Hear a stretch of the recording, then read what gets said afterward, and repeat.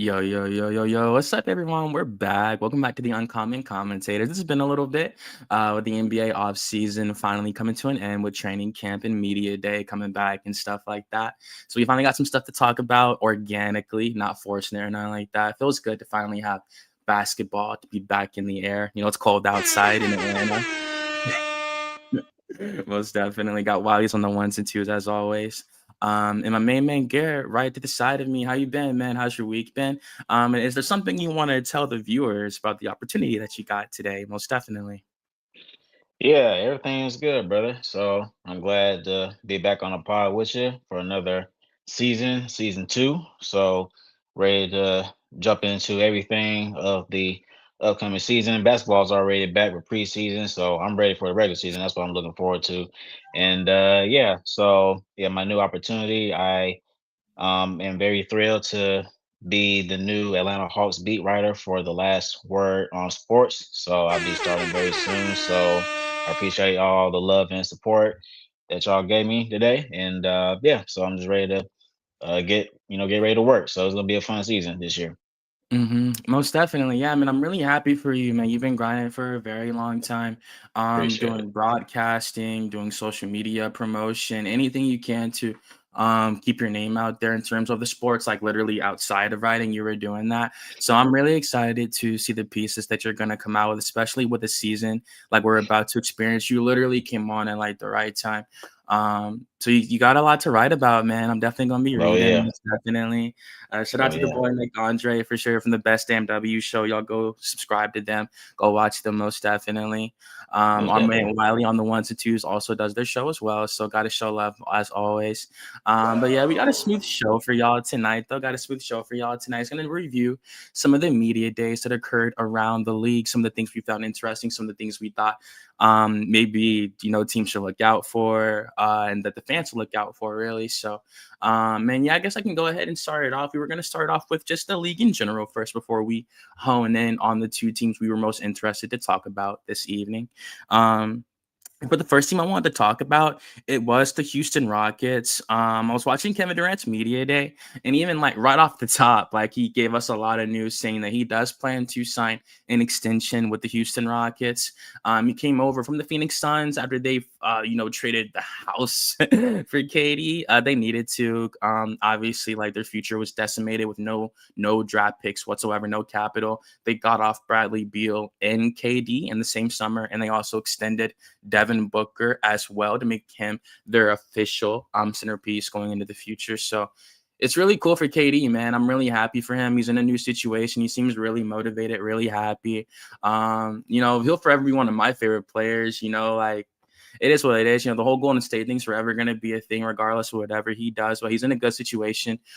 Houston finally has their superstar for the future, or at least like the next couple of years. We'll see. KD's 36 going into this year, but he did say he does plan on signing an extension, so they would love to keep him if he wants to stay. He's still playing at a high level, averaged about like 26 points a game last season.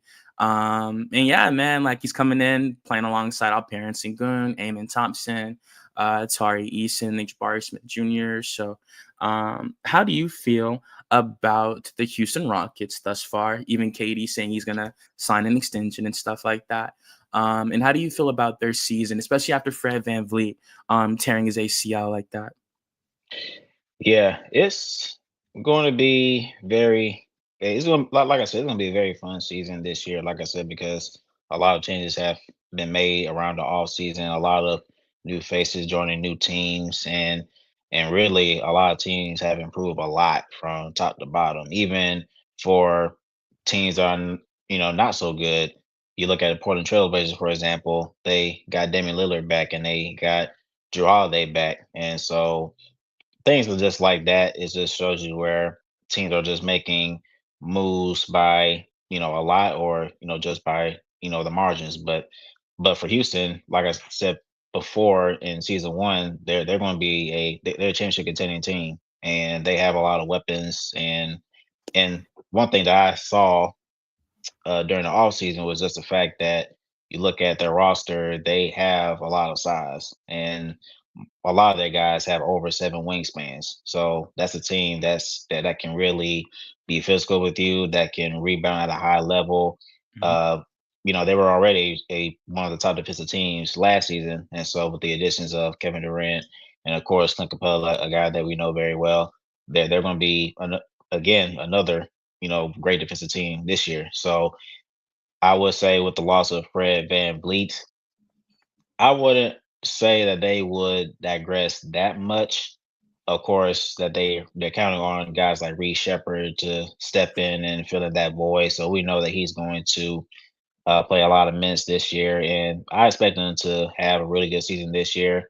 That's if they don't bring in another point guard. I've been seeing that they could bring in Russell Westbrook back to Houston again. They could get Ben Simmons or trade for Anthony Simons out of Boston. So, but they're not really in a position to do that just because of the cap situations and certain guys that they're just not able to move, at least not yet. But no, Houston, they're going to be a very fun team this year. So uh, I think it's going to be very scary just to see how that team's going to come together. So, like I said, with just all the players that they have and the size and just the fact that they're going to be a very strong defensive team, so they're going to be very scary this year. So I expect them to be a top three team for sure this season. Mhm. I agree, man, and I'm forgetting about their depth. They got Jeff Green, Clint Capella is back in Houston. They're setting a $21 million deal over 3 years. Steven Adams back in Houston off a 3 year deal. Yeah, man, and Dorian Finney-Smith, former Laker, 3-and-D wing. He's in Yep. Houston now, so they are really deep indeed. I think Houston's gonna be at least Hmm. like at least top three. They're not falling out of the top three. If they do, it's a Yeah. bust. I'd be shocked. And even getting back to Kevin Durant, he's in a contract year himself, making 54 million this first year in Houston. Like I said, he's 37 this year, so we're gonna see if they want to give him like a 3 year extension over like, you'll be 40 years old at the end of it. So Yep. we'll see how that shit goes. Of course, Yep. with nutrition and dieting and all that, nowadays it's definitely different. And like I just said, he just got done averaging like 26 a game. So obviously he's still playing at the top of his level, but they're definitely going to be a top three seed for sure. And I think if we're talking about the Houston Rockets, it's only natural for us to go to the Phoenix Suns, like I was started off with. I'm really excited for Jalen Green. I watched his media day. He seemed like he had a really calm demeanor, very humble. The way he was addressing the media, like the way he's saying "nice to meet you" as well, and things of that nature. It's cool to see him grow. I really want to see him grow. Obviously, we see a lot of things that go on outside of the court. We see he has, he's tatted up now, full sleeves. He's really fully embraced the NBA life, but he's also gotten better on the court as well during the time as the former number two pick of that 2001 NBA draft, right after Kay Cunningham. He averaged like 21 points a game last year. So I do think he is getting better as a player for certain. It's just he played really fucking bad in that playoff series. So how do you feel about Phoenix? Already laid out what they got this year. They got Dylan Brooks now off that Houston deal as well. Devin Booker, he continues to play at a high level, the four-time All-Star. So how do you feel about Phoenix heading into the season? And what do you think they might do this year, if anything? Yeah. I don't think Houston is a serious team. I think they are. You mean Phoenix? I think yeah, I think they're going through a rebuild. Honestly, I don't think this is a team that can. I think at best they could make the play in. I think Hmm. that's at best. I think that's their ceiling. But I don't see them making a deep run into the playoffs. They're surely not a championship contending team. I will say there are players on the roster that are exciting. So it's more so like, hey, you have Ryan Dunn. They just picked up his team option. You have, come on out of Duke that they just drafted in the Hmm. draft this off season. And of course, like you say, you brought in guys like Jalen Green and Dylan Brooks, and of course you have, Devin Booker still there. So I guess it's just more so of just seeing what this team has, the potential. Rather, they did make some other moves, getting Mark Williams out of Charlotte. So like I said, they just had made some pretty solid moves, but overall, I don't think they're going to make a deep run into the playoffs. So I think it's just more so of just just seeing the young guys out there, seeing how they're going to mesh and go from there. But I think there's some things to like about Phoenix, but like I said, I think it's just more so just seeing the young guys out there, seeing what they can do. and go from there. But yeah, they have some nice pieces that they have on the roster. So we'll just see how it goes from there. And of course, they have to hit the reset button of some sort. Of course, they didn't. They had to get rid of Bradley Beal, and of course, they made a trade for trade to get Kevin Durant out of there. So they had to Mhm. do that. But you know that's what that's part of the business. But like I said, they have some talented young guys on there. So I'm just excited to see what they all do. Yeah, man, me and you both. And hey, we saw them in the draft. They got Common Malawach off that Houston deal as well.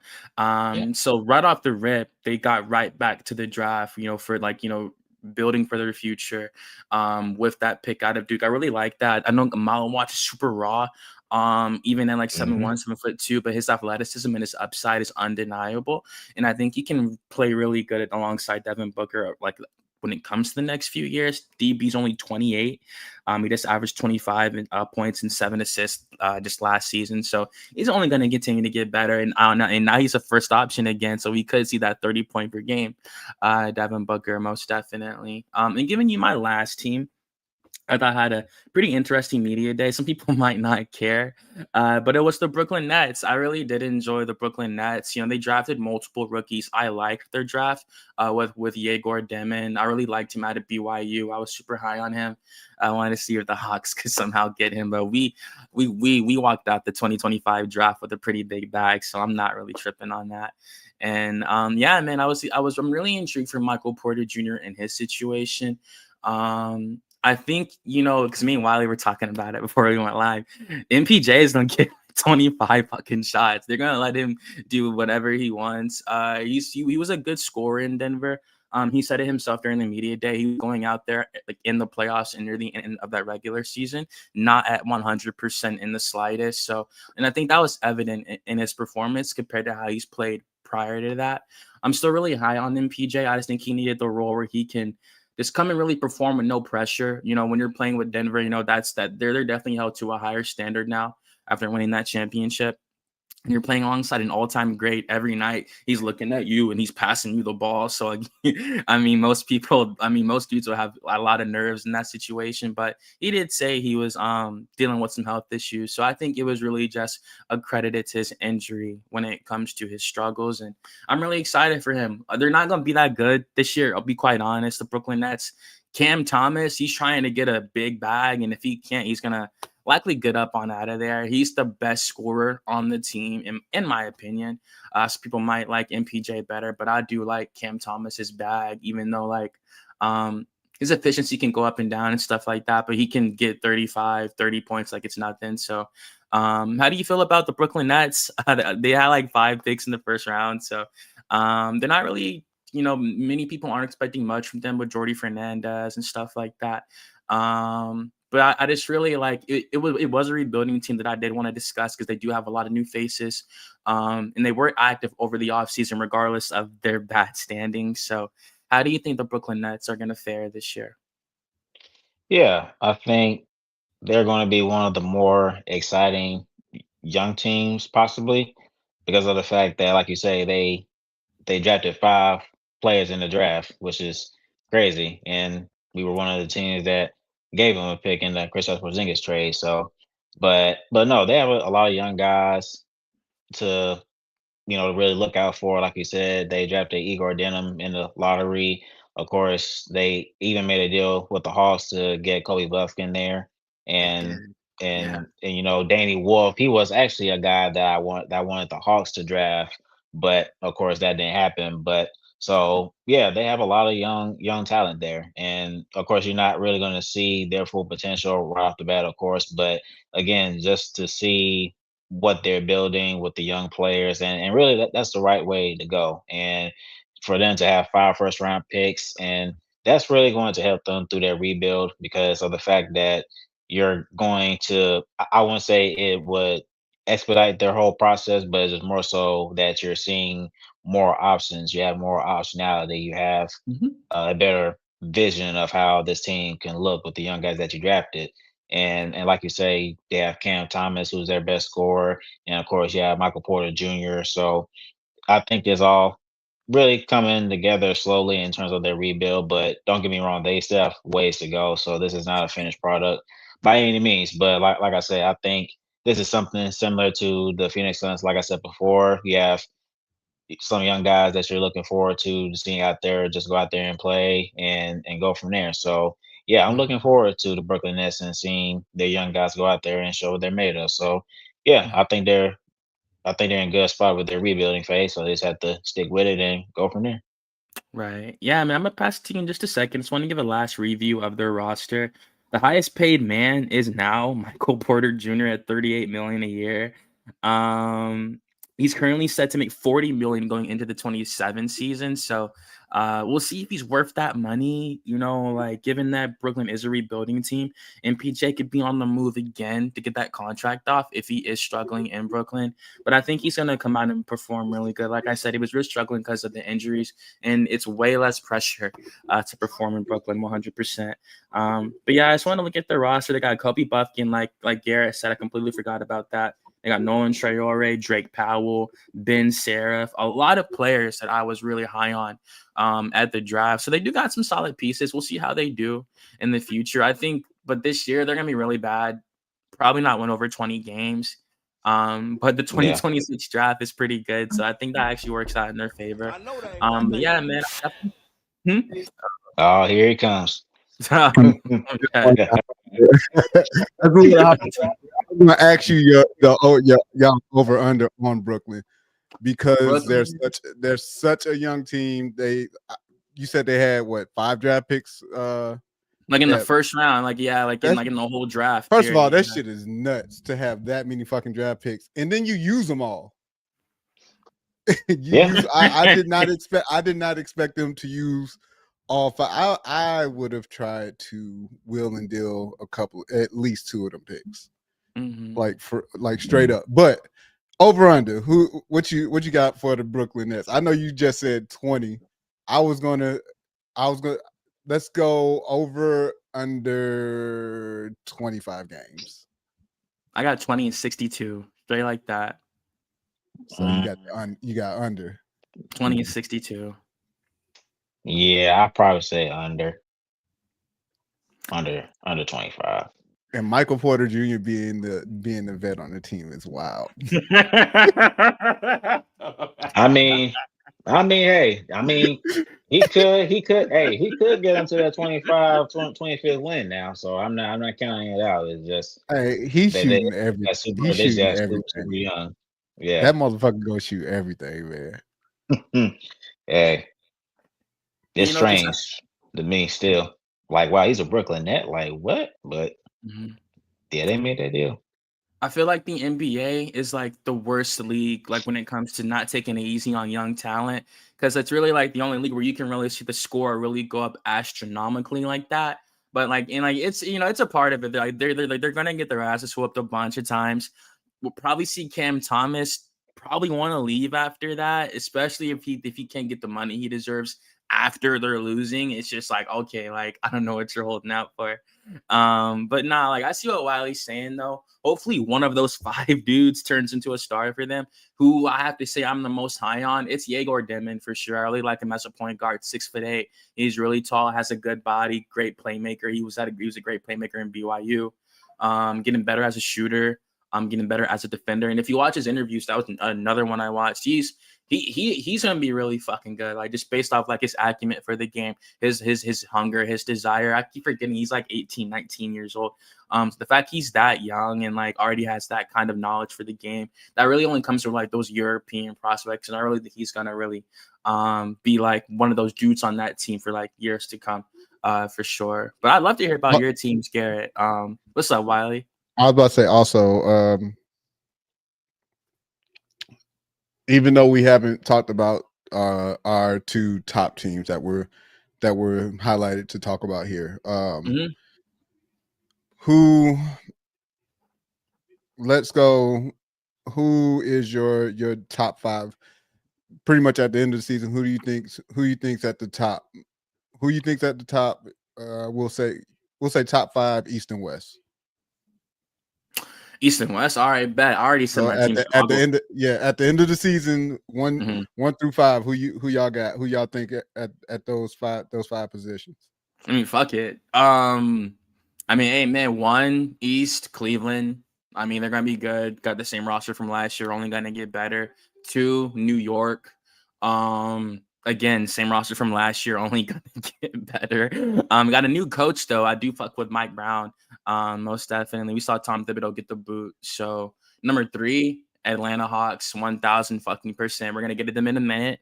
But I do think the Hawks can be the 3rd seed. I think they're like the real dark horse. They're the ones that people aren't really thinking about like enough with like Kristaps Porzingis and Trey fucking Young and, Hey, and save it for the segment. Save it for the like segment, sir. for sure. My bad. In the 5th seed in the East. I was Yeah, going go to crazy. 4th. Yeah, no, I'm sorry. Yeah, 4th. Hawks are 3rd. 4th, Orlando. I think Orlando and the Hawks are gonna be neck and neck. In the 5th, Detroit, got to give the Pistons respect. Okay. Another young team that's only gonna get better. And yeah, and like that's what makes them dangerous because they're young and getting better, so they're super athletic. All right. So The who you got for the West? the West probably like fuck. I mean Oklahoma for the 1 seed, obviously. Number 2, I think Denver's fucking good, man. I'm gonna say number 2, Denver. Honestly, number 2, Okay. Denver Nuggets. They're gonna have another MVP year from Jokic. Houston Rockets, number 3. Number 4, the Lakers. Number 5, because the West is fucking brutal, yo. I don't want to forget about a team. I'll say the Timberwolves for number 5. I'm really high on Anthony Edwards. He's coming back for another monster year, and he's always had his team at the top of the West, at least in like the 6th, 5th seed. So I'll say right. that for the Timberwolves. Yeah.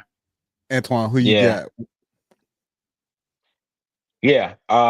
Yeah. So for the East, it really is the same teams Antoine said. So you got the Cavs, Knicks, Hawks, Magic, and Detroit. So that's my top 5 in the East. And for the West, yeah, I would go with OKC. Then I think Denver and I would say Denver and Houston. I think those two are interchangeable. For the 4th seed, I think honestly, I think it's more of like a dark horse. I had to go with the Mavericks. I think they're going to, Mhm. Shit. surprise Okay. some teams. So I Okay. probably say Mavs are going to be number 4, and I think the Lakers they're going to be number 5. Only reason why I say that, Damn. yeah, because the fact of the matter is that I don't know if DeAndre Ayton is a really good fit for them. Maybe on a offensive standpoint, but defensively, he has his moments where he's just not locked in. He's just not giving full effort. And they lost, some depth over this all season too. They lost Dorian Finney-Smith, and so their center position is not really that strong. Yeah, they went out and got Marcus Smart as well, but they improved around the margins here and there, but like I said, it's just more so just a wait and see type of deal. So, but I mean, Mhm. if things go well for them, I mean, they were a top 3 seed after they traded for Luca, but I think their roster was a little bit better than what it is now. So that's why I just think that they're gonna be at least top 5 seed, but I just gonna put Mhm. them at the 5th seed for now. But yeah, that's what I got. Before we go to the East for you, what do you think Cooper does in year 1? Just my only follow up on that. My only follow up. Yeah, I think he's gonna be the rookie of the year. I think that he'll average, I'll probably say between 15 to 18 points somewhere in there. Woo! Shit. Okay. All Yeah, right. yeah. I don't. Right I then, fuck mean, it. I'm not sure if he'll average around 20. It's just the fact that they just have too many mouths to feed because you have Kyrie Irving who'll be back. Of course, you have Clay and Anthony Davis and other guys. So I don't know if he'll average around 20, but who knows? He may, but I think he'll average around close to 20. That's why I say 18, the Mhm. highest. So yeah, I think he'll average somewhere in there. So yeah, All he'll right, have a man. great year. Bet. Okay.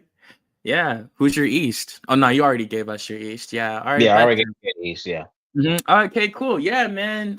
It was a pretty cool media day all around the league. I did enjoy it. That's a lot of shit to keep up with. Hmm. Like with all those teams, it's truly a lot. It's so many storylines going like, and like that's what makes that shit just so crazy. But of course, I could talk about that all night.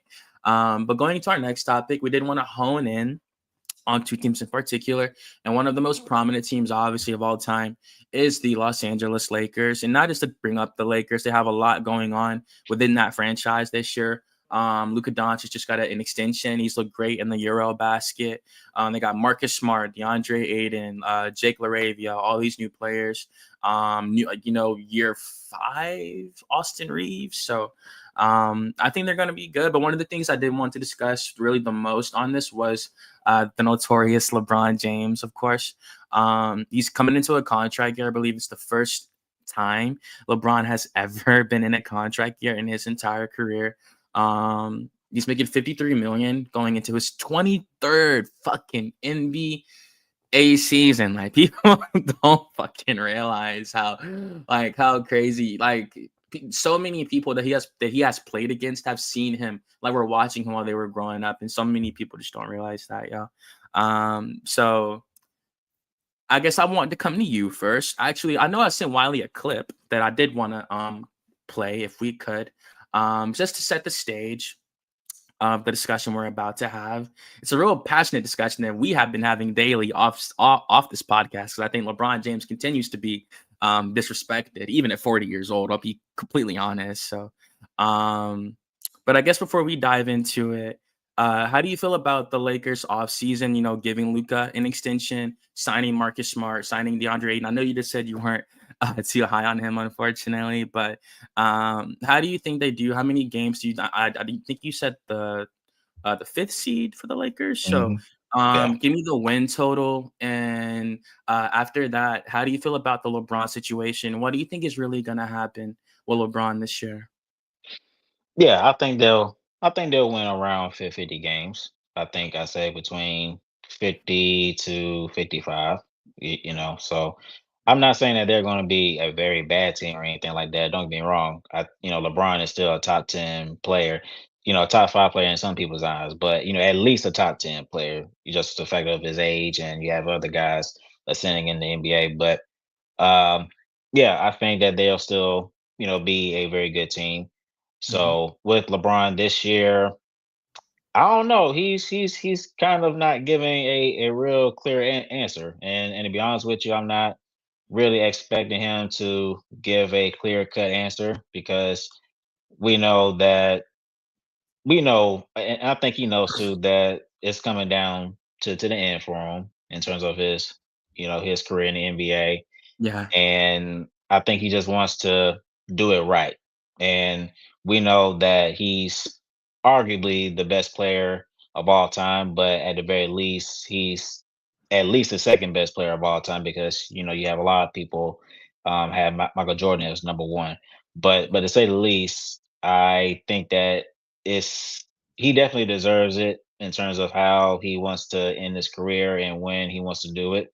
So I would say for me, I think he's gonna give it at least one more run. That's just my prediction. I think after this season, then I think he'll play one more season, and then I think that's when he's gonna call it a career. But I could be wrong. So, like I said, I think he wants to do it right, because we know LeBron, he's a winner, and he always focuses on winning championships. So, and he's aware that this team is really set up for Luca, because he is the future. So I know the front office is shifting their focus towards building a team around Luca, but it is a team that works for LeBron as well. So it can, benefit for both players. But no, for LeBron, I think that he'll probably compete for, another championship this year. And then I think he'll play another season. So basically 2 seasons, and go from there. So but like I said, I know it's coming to an end for him, but we'll just have to wait and see what happens. So I don't think he'll call it, a retirement this year. I don't think so. But yeah, I think after this season, I think that's when he'll do it. And yeah, like I said, for the Lakers, I think that they have a pretty solid season. It's just, as I mentioned before, just to elaborate more on the moves that they made. They're solid moves. We know Marcus Smart, he's a former defensive player of the year player. So they're adding more defense to that backcourt, which is needed due to the fact that Luka, he's not really a good defensive player, but we know who he is on the offensive side of the ball. And for DeAndre Ayton, I think that he knows that this is a career year for him because Oh he's yeah. gone from playing with multiple teams in Phoenix and Portland, and I know he's trying to get himself back on track. But yeah, I think it's just more so of it's definitely a prove it year for DeAndre Ayton. So I think that if he plays at his full potential and if he gives full focus on specifically on the defense side of the ball, then I think they're going to be a really good team. Then at that point, I think they could Mhm. be that top four seed team, and really they could fight for that third spot like they did last year. Right. So even though I wouldn't solidify that, but I'm just saying if everything goes right and everybody's playing at their very best, then yeah, I think they could be a top four seed team at the very least. So a lot of right has to go in to that way. So it's just really up to the players to decide what kind of season that they want. So they have the talent. It is more so how you're gonna go out and perform. And if they Mhm. stay on track, then they can make some noise. Okay. Very nicely put. I will say that. I do want to start out with LeBron before I dive into the team. So obviously, he just finished this last year, averaging 24.4, 7 rebounds, and like 8 assists a game, right? You feel me? So doing that at 40 years old, and again, I regurgitated those stats like so much at this point, only because I just don't think people really fucking understand. Like, yo, to do that at 40 years old, we're just so used to it because it's LeBron. Like, let me ask you, does Giannis Antetokounmpo do that at 40? Does Giannis do that at 40? He's 31 right now. Had an amazing. The question is, does Giannis want to play until he's 40? I mean, That's like, the bigger question. Yeah. Do these players want to play until they're 40? I don't I even want don't to think. work. I Yeah. don't even want to fucking work at 40 plus. Do you and It's to put the wear and to put that type of wear and tear on your body? Yes, technology is what way more advanced, but to put that type of wear and tear on your body, me personally, I do not think these players are going to play that far into their careers. That's that's yeah. just I me. mean, yeah, I think it's only going to be a handful of players. It seems like to me because outside of LeBron, you also have guys such as Kevin Durant, Steph Curry, who are not in their 40s, but they're in their late 30s. So they're pushing 40. So I could see them playing up until they're 40. Now, in terms of if they're going to I guess, be on the same level that they're on now, where they're averaging 25 plus points per game. Well, we don't know. That's just a matter of time if they even, still play until they're 40 and then go from there. But no, I think to Wiley's point, I mean, yeah, a lot of players they don't want to play up until 40 because to their in their 40s where they're, when their body is wearing down significantly to the point where they can't really perform at the level that they would want to. So that's why I think for LeBron, he's more of a different breed. And so with just his ability to continue to perform at a high level, because y'all heard me say it multiple times, just with his ability to play at a high level at this age, he could play for another 2, 3 years. Like I said, because he's keeps his body in shape, always stays in shape, and takes care of himself. So, but like I said, that's only just for a handful of guys. But for Giannis, to answer your question, Antoine, um, he could. Now, me personally, I don't think he'll play up until 40 because over the last few years, at the very least, he suffered multiple injuries, and I'm pretty sure those injuries probably would give him a setback to some degree. So now he's never a torn ACL or anything that kept him out for an entire season, but he's dealt with injuries that kept him out at least for a few weeks, at the very least. So, but if that continues, then I don't see him playing up until 40. So Mhm. I don't think that'll happen. And I only asked that question because, like, again, I just think people are really desensitized to his performances that he's still putting on at this age, at 40. And even to answer Wiley's question, and like that, like that's because, like, LeBron's determination. He even said during the media day, like, he still wants to play. He still gets up super early. Like, he's still everything he was doing in year one, he still likes to do in year 23. He didn't say that verbatim, but you can tell, like, from his verbiage and the things he was saying, he still invested as ever. He has not checked out, and he has enough money. He's a billionaire. He likes this shit because he likes to hoop. I think if a team is if I won't even say bold enough, because he's proven himself even at this older age. If they want to offer him that contract, they're going to sign him. And I mean, like, he will sign it. And I think he will still have a lot he can offer to a team. You feel me? Like I said, he's still better than 85% of the league, in my opinion, really 90% of the league, to be quite honest. You feel me? And it's not like a whole thing to just praise LeBron or nothing like that. It's really to assess the situation. Like, do I think the Lakers are going to give him an extension? I think so. I think so, 100%. Like, I was watching the media day and shit like that. Good question, Antoine. Where do you think he should end his career? Should it be with the Lakers or should it be elsewhere? That's actually a great fucking question, Garrett. Because honestly, though, I mean, if he decides to end his career with the Lakers, it's not a bad taste or anything like that. But who knows? If he decides to call it a career whenever that time comes, I don't see how he would want to go back home just for a 1-year deal. To Cleveland, and I get it. Like, if Cleveland, they offer him, if he's like 45, 44 at that time, you feel me? They offer him like I don't see why. I don't 40, see why they wouldn't. I don't 50 see why they million. wouldn't. Like, and Yeah. see, and like, that's the thing too, because that's what I was gonna Yeah. get to too. Like, JJ Redick, who recently also got an extension as well. Him and Rob Pelinka and JJ Redick were during the media day, and Rob Pelinka did say he has voiced many times, and just voiced it, I think on Monday, the conference was, that they do indeed want LeBron to retire as a Laker. That's a positive story. That's what they want. That's what they're going for. I just think this is how they're doing it right now. He has to say they're gonna they're gonna take fucking baby steps. They want to see they're not gonna give him some 4-year $200 million max, and like he really, okay, now he starts to decline in like that third year of that max. I think they're gonna take it year by year by year. They're gonna extend him this summer on like a 1-year deal. They're gonna take it 1 year at a fucking time. Okay, LeBron, do you still want to play? All right, cool. Here's your extension. All right, how you feeling this year? I don't really know, guys. I'm really kind of feel it now. And all right, then maybe we should take some time to renegotiate. They don't want him to be half in and half out. He said all those things at the media digs. I really 100% thinks that he still 100% wants to go. I think he wants to remain a Laker. I think he likes playing with Luka. He wants to bring another championship there.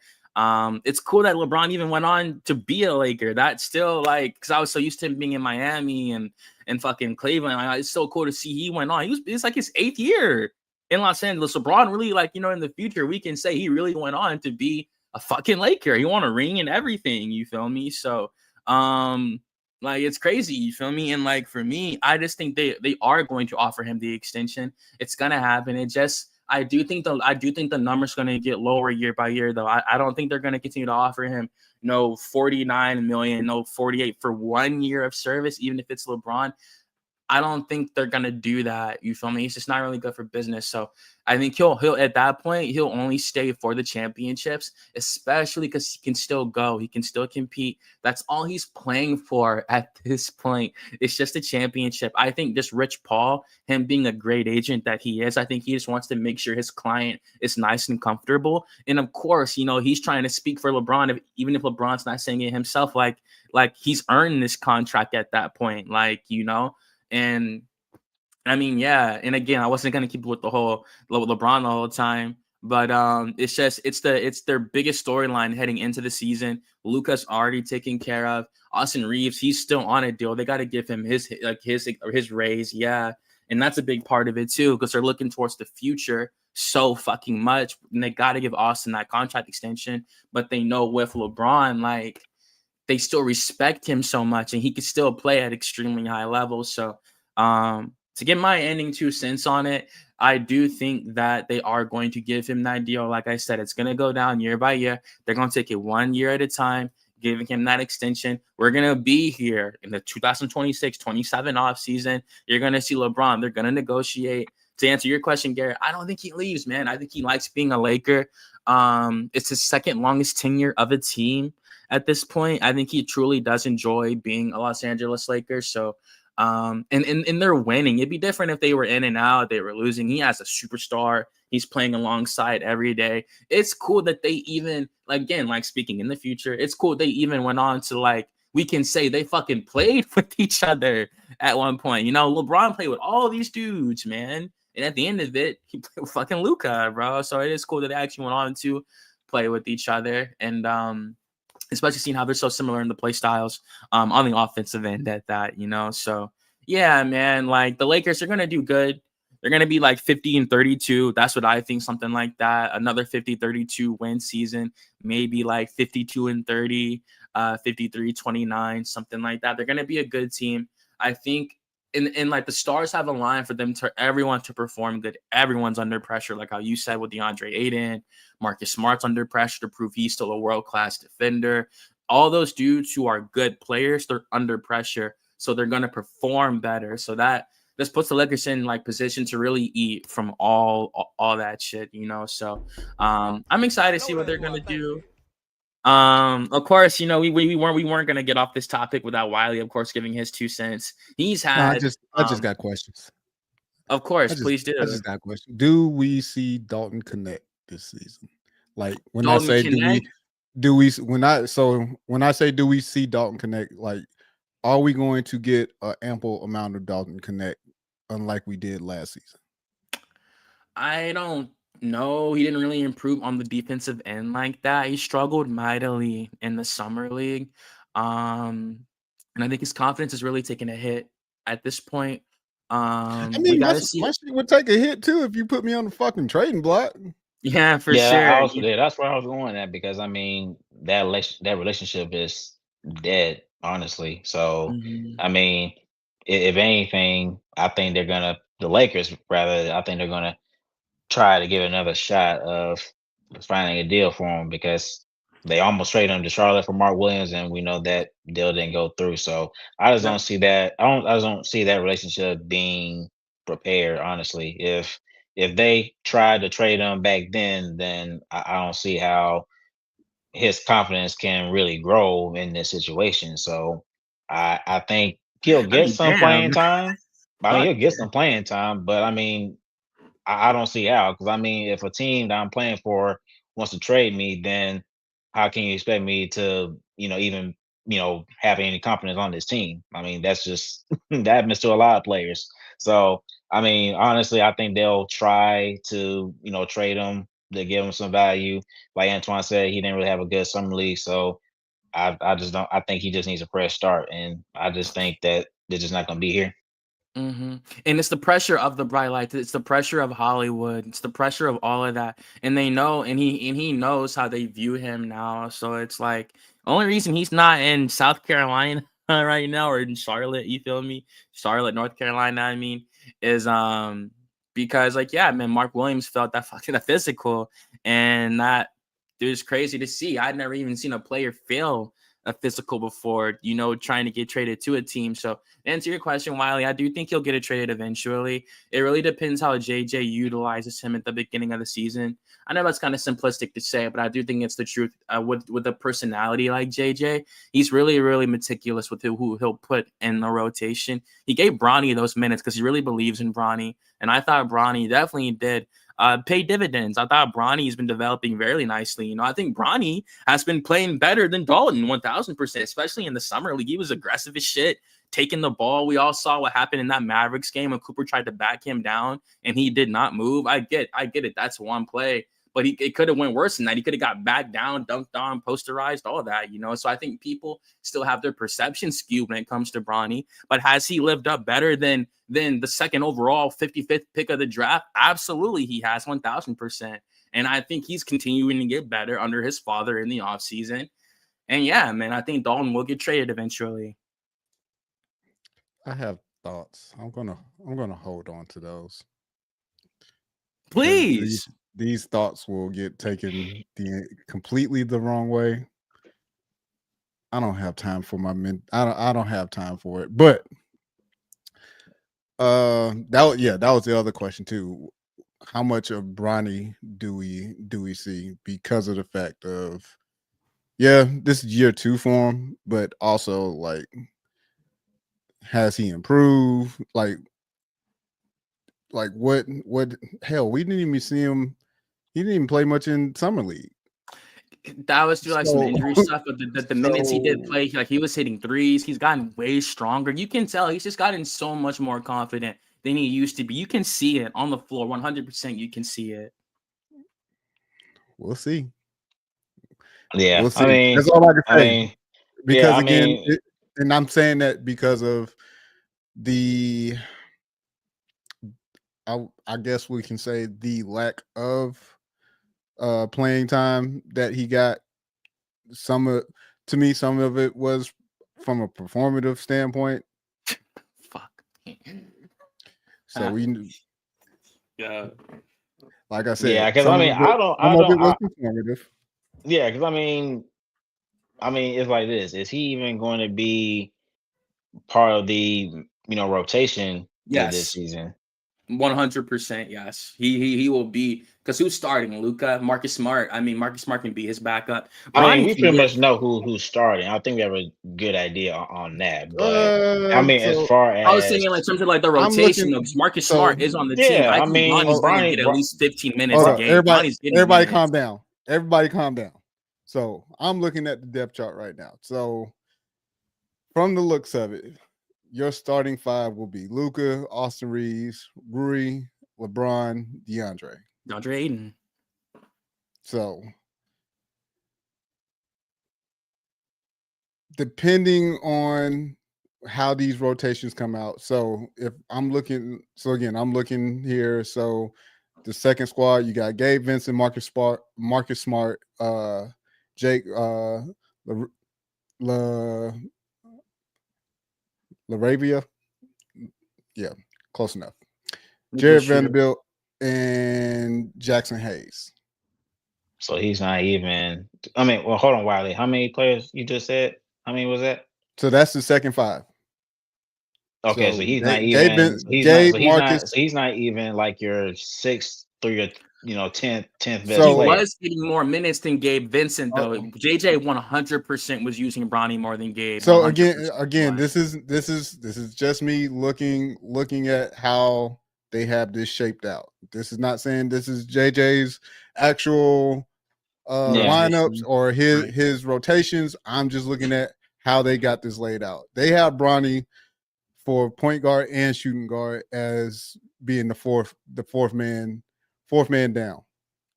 Yeah, it just seems like he would And that probably be your like 10th best man. and Best case scenario. a part of that is Dalton Connect. That's why I asked, do we see Dalton Connect this year? Because I think if we see Dalton Connect, that's going to affect a little bit on Bronny. You know what though? But you know what though? Come to think, this just popped in my mind. I think I don't know. It could be Brian could have the same experience or the same, yeah, I'd just say experience like he had in his rookie year, where he's altering where South okay, you're playing Bay. in it, playing in the G League, and then you'll play a game in the regular season. Only I hated that so because much. yeah, but I mean the only reason why I say that is because to my point that I think they will trade Dalton Connect, but I think they'll have a hard time trading Bronny. great trading him and getting value back if they don't play him. So they're gonna have to play him if they want to need to build his value up. Increase his value up. So it's just a matter of so for Bronny, best case scenario is like okay, you're in the rotation, but you're like the 10th best guy on there. So even if he played more minutes than Gabe Vincent in terms of like the picking order, he's not like the guy that's gonna get the most touches coming off the bench. I don't see that happening. Yeah, he's not I just gonna. don't. I don't think he'll be like a 6 man of the year candidate, but he's certainly going to get more minutes. He'll get like 16 minutes. He'll get real playing time, not garbage minutes. He was playing him against the Bucks. He was playing him against like multiple teams last year. Not starting him in the lineup, but putting him in the first quarter sometimes. And I get it. That was his rookie year. He's trying to get him acclimated, and we know the relationship between JJ and LeBron. but I think he really has a soft spot for Bronny because it's forever gonna be a thing on him how he got into the league, you know, and all that shit. It's forever gonna, and he's working so hard to prove himself, and you can see it, man. I mean, like it's paying off. I wouldn't be saying this like But I'm how extremely long? But how critical. long? But how long? But how long is that going to last though? Because once LeBron retires, I don't think they're going to have that same commitment. I don't think that protection Especially, is just especially, gonna, especially, and especially that's if when they're it'll. trying to build Sorry, go ahead. if they're building like a championship contending team for Luca. I don't see them holding on to Bronny after LeBron. After his dad's cause of retirement, then I don't see them hanging on to him But that much longer. for me, it would be different if he was playing awful. If Bronny was playing bad, he's under such a microscope. It would be a highlight of his negative highlights. It's always You going to can't be really under a feel like because microscope. he's not sitting there. He's not fucking up. He's not airballing every game. He's not getting hella turnovers. Like Yeah. We're not saying all that. We're not he's saying getting better. Like he's not. Do you I know? mean, you got to give him Do a you know how chance to many minutes develop. he? That's my Do you point. know? Quick question. Do you know how many minutes Bronny averaged last season? Last season, I can't tell Take you. a wild guess. Just take a wild guess. Take a wild guess. Like 12, 13, some. Hell no. He averaged 6.7 minutes. And Yeah, it's you're definitely under saying double digits. he's going to go from 6.7 I to said 15 16. minutes. I said he can get like 16 minutes. They're gonna, because they played him in the summer league. They saw what he did. They're gonna let him, like, it's year 2. What you gonna do? Just let him sit on the bench? Like, again, it's going to, it depends on the rotations. It's like it's gonna be a lot. And again, Yeah. none of this is against Bronny. It's just more so For trying sure. to figure out. It's really trying to figure out, hey, how can we fit Bronny in? And the one thing Bronny has to do is make the most of his playing the however many fucking minutes he get when He he gotta make gets the in most those of it. games. He has to make the most of it, whether Yeah. it's on the defensive end or the offensive end. And it's going to be hard as hell because, like you mentioned, he's under the microscope. Guess what? He's always going to be under the microscope. What is his name? LeBron James Jr. Yeah. So even when LeBron leaves, guess what? Daddy He's still can't going to be under. Daddy can't save you from everything, bro. But You But in I'm you in just you in you, he's you still in the going to pros, so better though. you in the pros, but you got to go improve it. So yes, you done well in the Antoine. summer league, but look, that's not going that doesn't mean that you're going to get significant playing time. Now, 16 minutes, going from 6 to 16 minutes, sure, that's a 10-minute increase, sure, but at the same Going to time, 16 minutes, but you're talking about that means you're getting out there, you're getting busy every time they put you out there for those amount of minutes that you're out there. That means you're doing something right. And that takes a lot. You're saying that he's getting better. Everybody else is getting better too, dog. Okay, this is the last thing I'll say before we move on to the Hawks, the last topic of the evening. I did want to say this in his biggest sample size in the NBA, not the G League, in the NBA. On March 20th, he played 30 minutes. He shot 7 of 10, 2 of 4 from the 3. He had 17 points and 5 assists versus the Milwaukee Bucks in a blowout loss. You feel me? Now, it was a blowout loss. He could have played awful in the minutes they gave him. He walked away with great efficiency. He had 5 assists, and he was making his shots. You said in March? March 20th, 0320. It says it right, and it was not no preseason. What's happening in March? I mean, like they're a playoff team. They're trying to win games and shit. I mean, they're not like. But most of these teams are already locked in. Most of these teams. But not only that though. But you're talking about one game out of 82 game season, and that's what. Right. But because see, he's not gonna get that many minutes when they finally gave it to him. When they finally gave it. Look, because I can be an asshole and go to the very last game of the season where he played 38 minutes. He didn't play, so what? But when he played against, shot 2 of 10. I can be the asshole and do that part, but no, that's what I'm trying to get at. Like, again, he has to new season, clean slate. He has to go out there and make the most of these minutes that he gets. Whether it's like I said, whether it's from on the defensive end or offensive end. But again, a lot of the shit is going to depend on the rotation. What rotation he's in. That's all I'm saying. For sure. Nah, you're right, bro. And I'm not like trying to be some like diehard Bronny fan or like that. I definitely feel the stuff that I'm saying. I did want to say this literal last thing before we move on. The game he shot 2 of 10 in, he also had 6 assists and he had 4 steals that game too. You feel me? So he's definitely like he's showing signs of life. And what Regardless, game? What game? What game was that, Antoine? that was versus the Portland That was Trailblazers the very last game of the That, season, of the yeah, that's season. what. Yeah, and they but got that's what. clapped. Yeah, but that's what Wiley was saying. You're towards the end of the season, and everybody's focused on the playoffs. So, unless you're like a locked in top 4, top 5 seed, you're pretty much locked in. Nobody's not going to take those games seriously. I mean, like, yo, we'll see what happens. I'm rooting for him. I was nothing but This the is a best for fact. him. I will It's a be fact. quite honest. I really want to see that young man win 100%. But yeah, moving on to the next last topic. Someone else who I really, really, really, really want to see win, of course, is our very own Trae Young in the Atlanta Hawks. Yeah, man, they're due for a big season.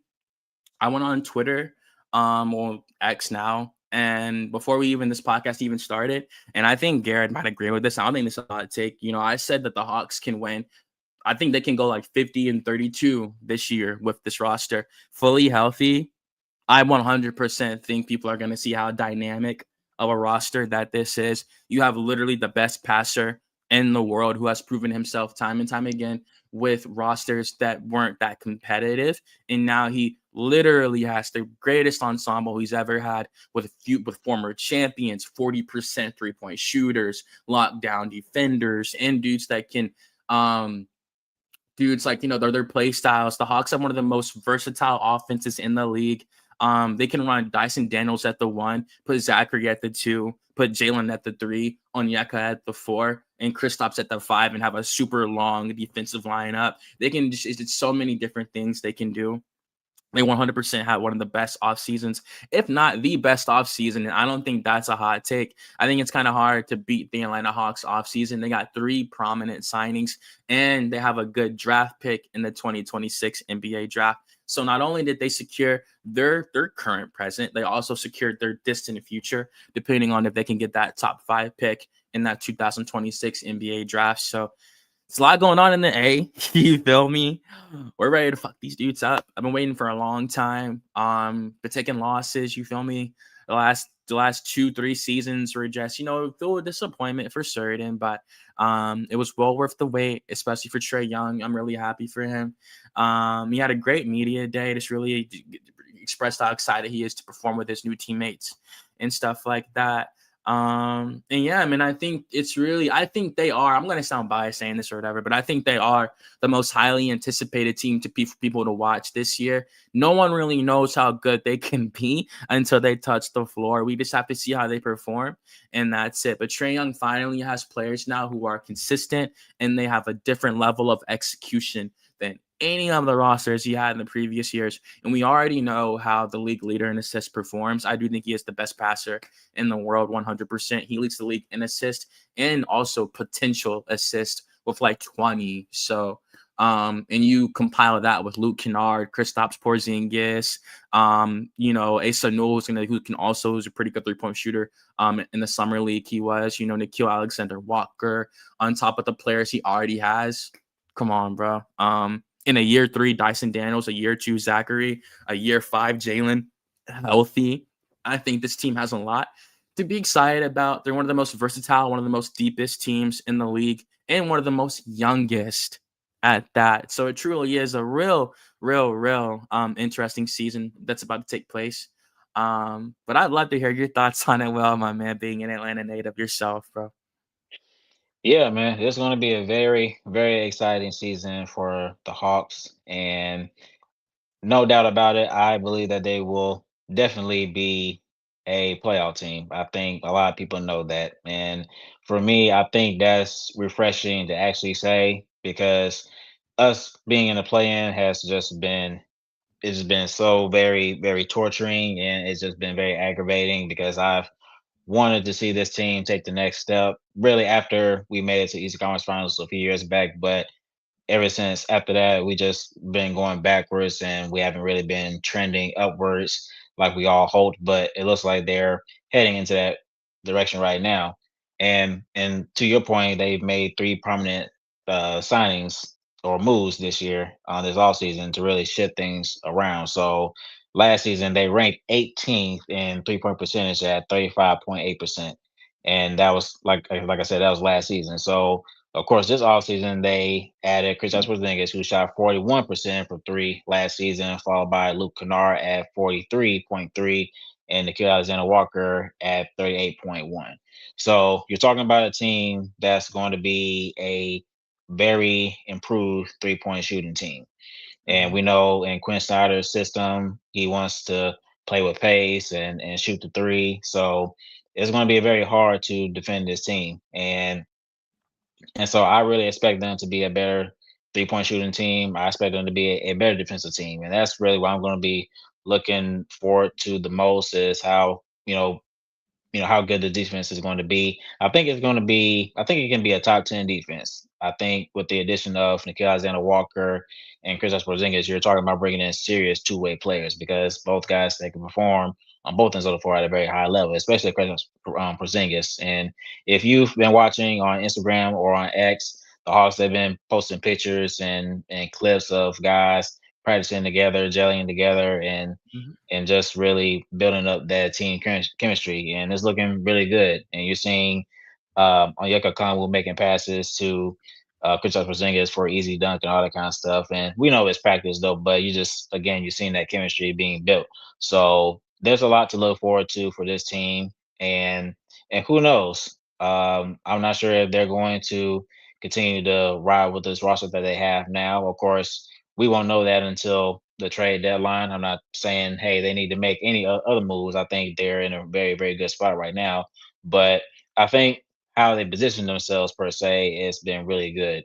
And and to your point with the draft night trade we made, trading 13th overall pick to New Orleans to drop down 10 spots to draft Asa New out of Georgia and get a top five pick potentially from New Orleans. I think that's a very, very big get. And really, even with that, even if they don't, draft a player in that draft class, they could still move that pick to, potentially get an upgrade if they're serious about contending for a championship. If they're really deciding to go all in, then they have that in their back pocket. But no, I think the Hawks, they are a team that I think they're going to be a top four team in this, this season. So it's just more so just guys getting out there and building that chemistry and go from there. But yeah, I'm very excited for this team. So I just can't wait to see how they all look together. Give me a win-loss total right quick before you go, Wiley. I mean, Garrett.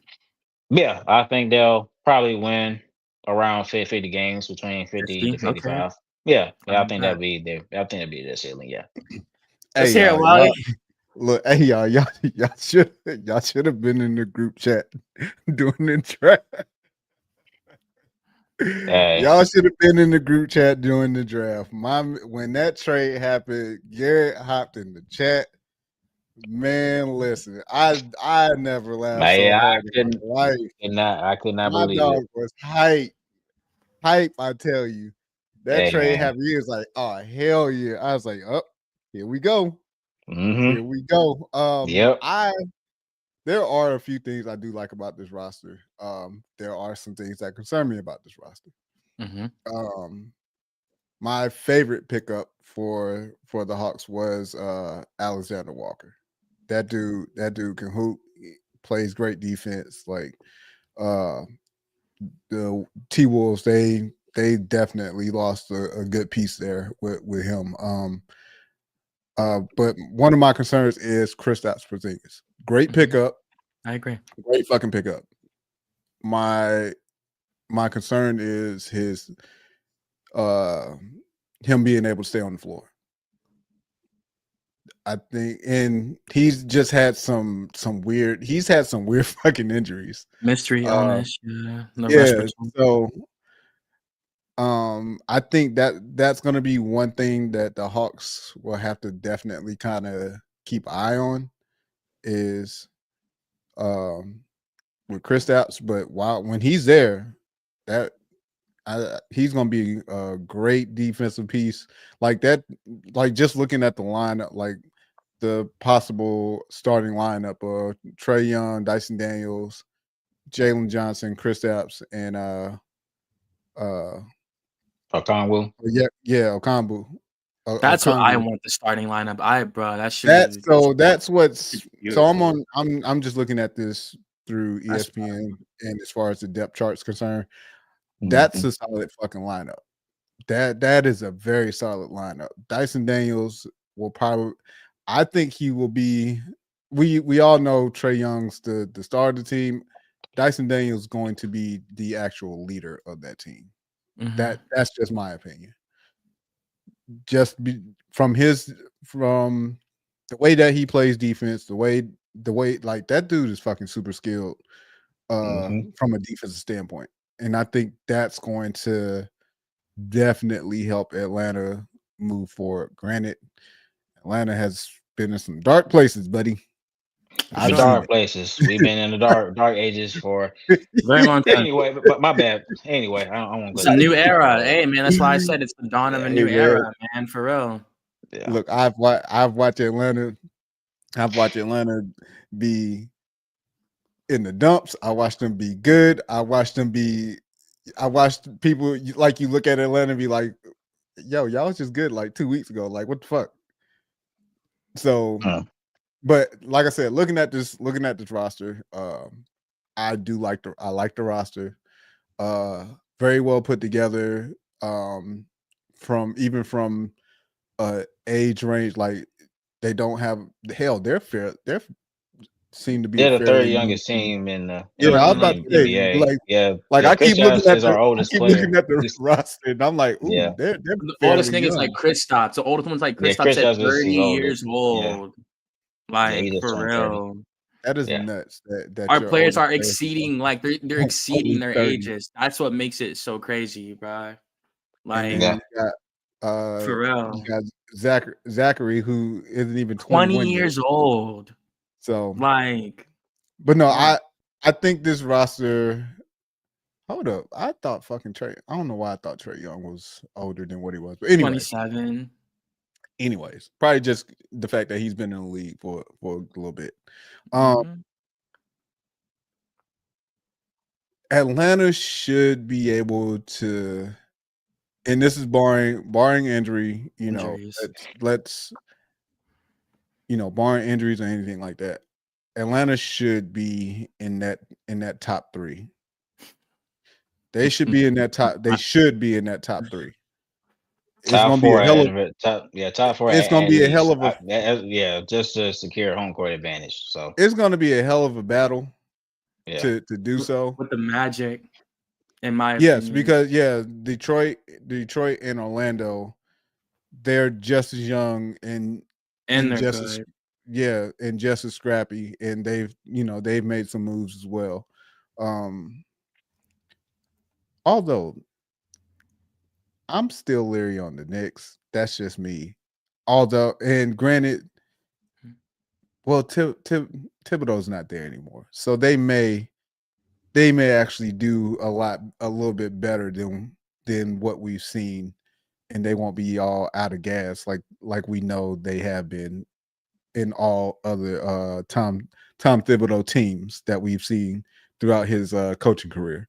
yeah. I mean, yeah, you definitely should see that. I mean, they've added actually, guys to improve their bench. So, you Mhm. ain't got to gas out your whole starting five. So, Well, yeah, but yeah, again, when you playing for fucking Tom Thibodeau, shit, he don't yeah, give a he shit. gonna, Oh yeah, you're good. You ready?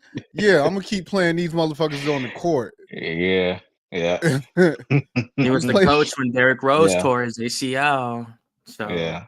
but and they were up in that game when he yeah. did that. So, But like I said, I do think the Hawks will be pretty good. As many Hawks jokes as I've had over the years, it's been great. But and I wanted to ask you, this since you team is got to solid. see you got to see like the mid 2000s and stuff like that, Oof. and like the Dikembe Mutombo Hawks and stuff like that. How do you think this team, this era, compares to those teams potential wise, do you think this team has the most potential an Atlanta Hawks team has ever had, given the young talent they have and what they can grow into in the future? No, because those teams with Kyle Korver and them boys, They Al won 60 Horford, games. like They won 60 games.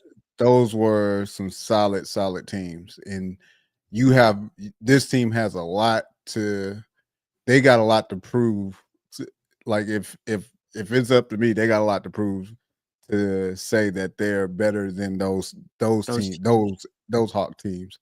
Because that team, that was a solid team. They just couldn't get over the hump. LeBron. Yeah. LeBron toe. Well, it was more than that. They though, had but, a young, but yeah, and they had a young Jeff Teague on that team too. They were good, man. They had Paul Millsap, Al Horford. Like we had Paul Millsap four doesn't fucking get all-stars. Paul Millsap doesn't get the love that I feel that he deserves. But that's another story for another day. He was a 4-time all-star, all with the Hawks. For real. But he didn't become an all-star till he got down there. But yeah, I'm interested to see what this Hawks team does, man. Like I said, give me a win total. Give me a win total. Let me see what they at the beginning of the season. They do last year. They were like 40 and 42. I'll give them that. We'll go 48. Yeah. Here's why I say that. Here's why I say that. Because you talking about 48 wins, and then you're gonna say, "Oh yeah, they're gonna be a top three seed team." Hold up, because the East is gonna beat. They're gonna beat the East. Constantly beats each other, dude. You can make for the past fucking at least 5 years. You've been able to make the playoffs in the East with fucking 30 wins. Like, what are we doing here? Look, Wiley, like you say, Atlanta has gone through dark ages. But I thought you would give us a little bit more grace now. At least, hey man, 50, you said 50. I gave him 2 games less. I gave him 2 games less. Come on. It's a big difference, when you're trying to get that home court advantage. Man, they gonna be Orlando's winning 50 games. We being greedy this year. Listen, I want all the wins. Listen, you talking about taking home court? They gonna be fine in the We've been playing for too damn long. Again, when the fucking 8th seed is under 500, they'll be okay. Most definitely. Like it's gonna be an interesting season. Last thing I will say before we close it out, Bleacher Report had them in like a plus 3,000 championship odds. So just letting y'all know get your bets in there. Hey, put your hot dollar on it. Put your hot dollar. You might win your couple hundred. I'll bet 100 on the Hawks. Fuck it. You feel what I mean? Like, hey, I'll cash that check too. 100%. Hell yeah. To win 100%. The championship? Yes. I'm saying it before the season starts, yo. People can act all surprised. Look, you gotta hey, y'all. He got to prove it to me. I need you to place that bet right now and screenshot it. I need you to screenshot that, send it to the chat so we can post it on the next episode. tread carefully now. No. Lean all in. No. Lean all in. I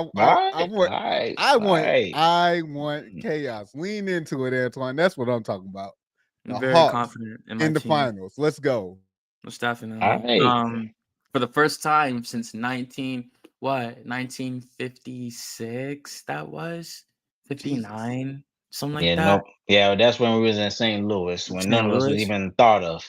So my grandparents, my beating them boys. Like, for real. That's it Bob for me, Pettit and them boys.